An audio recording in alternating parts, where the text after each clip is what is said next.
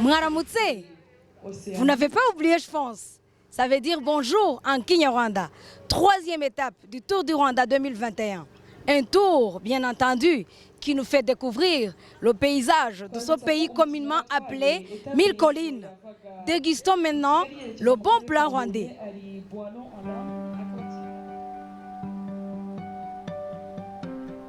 Je m'appelle Jean-Paul Mushimimana. Je suis le chef cuisinier du célèbre Kim Hotel de Kigali.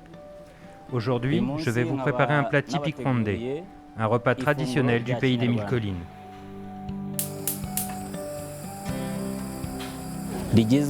Ce plat national est à base de manioc, d'haricots et de légumes verts.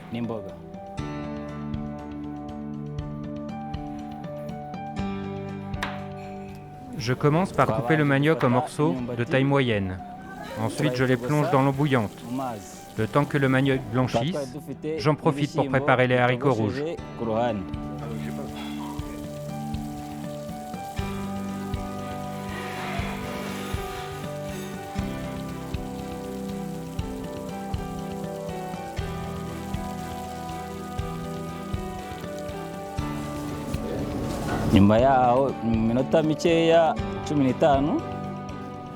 Après 15 minutes de cuisson, je rajoute les haricots dans mon eau de cuisson avec le manioc.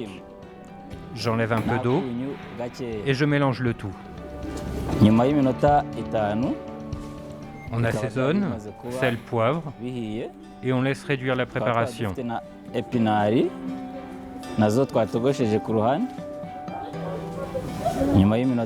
Après réduction, je rajoute les légumes verts. Je dresse et mon assiette est prête. En seulement 25 minutes, vous avez un repas traditionnel rwandais. En accompagnement, je sers un verre de lait frais. Le lait se marie très bien avec ce plat. C'est prêt pour la dégustation.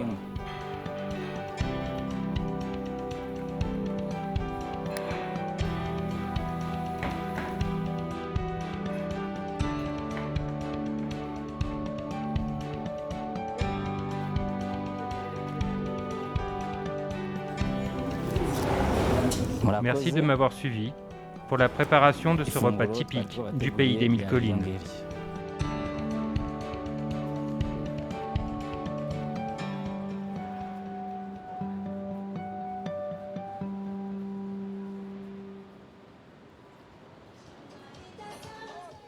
Troisième étape du Tour du Rwanda 2021, Nyanza Gicumbi. Comme vous le voyez, le climat est un peu mitigé entre pluie et soleil. On espère bien pour les grimpeurs de voir une belle course avec 6 cols à gravir.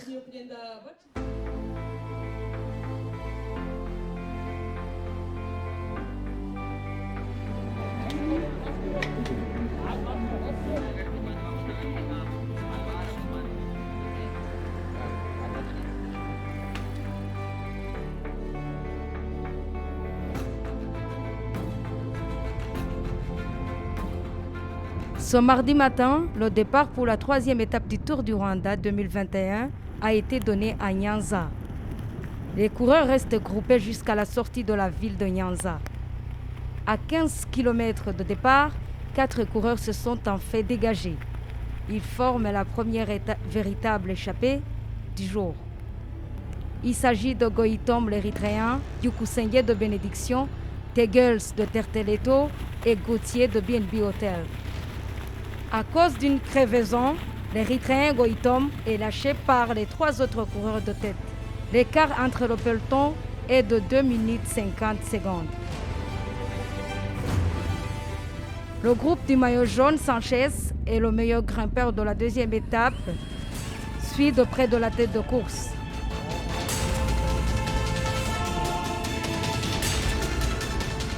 Le coureur rwandais Byukusenge de l'équipe de Bénédiction est en difficulté, il est lâché par les 2 autres échappés. Gauthier et Tegels maintiennent leur rythme à la tête de course.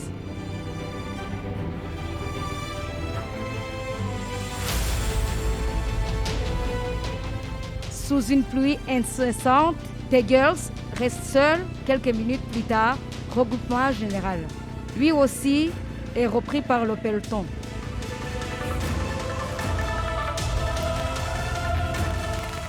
Le peloton, y compris le maillot jaune, est étiré et ne laisse personne s'échapper. Le maillot jaune Umba Lopez est lâché du groupe de tête.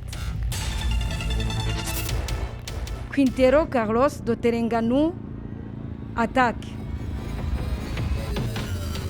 Le Colombien possède 15 secondes d'avance au peloton.